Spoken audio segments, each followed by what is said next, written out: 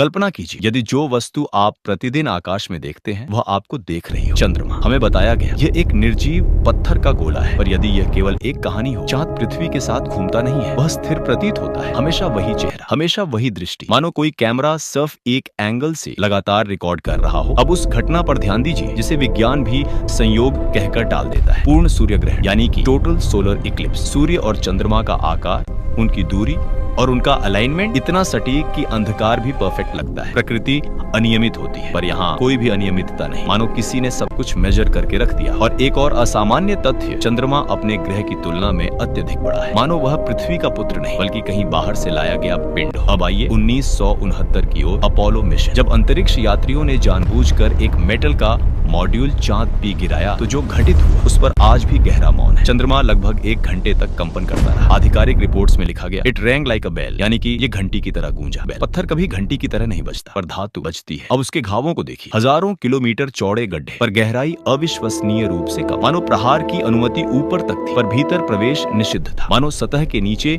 कुछ ऐसा छुपा है जिसे छेड़ा नहीं जा सकता।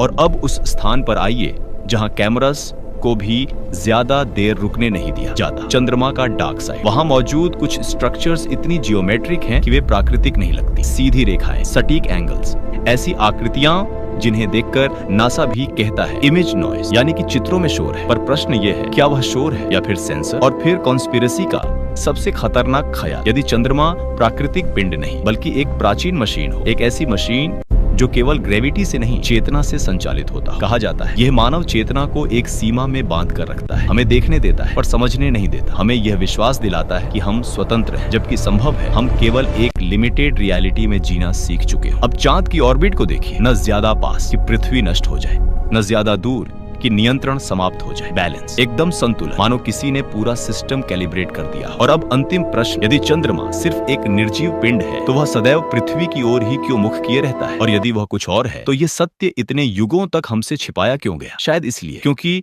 कुछ सत्य जानने के लिए नहीं, जाग जाने के लिए होते हैं। और हर सिस्टम ये नहीं चाहता कि आप जागें। चंद्रमा केवल आकाश में नहीं है, संभव है वह हमारी चेतना के भीतर भी हो। और यदि आपको अंतरिक्ष से जुड़े ऐसे ही अनसुलझे रहस्य, अजीब संयोग और चौंकाने वाले तथ्य जानना पसंद है तो मैगजीन टाइम्स टुडे को फॉलो और सब्सक्राइब करना न भूलें।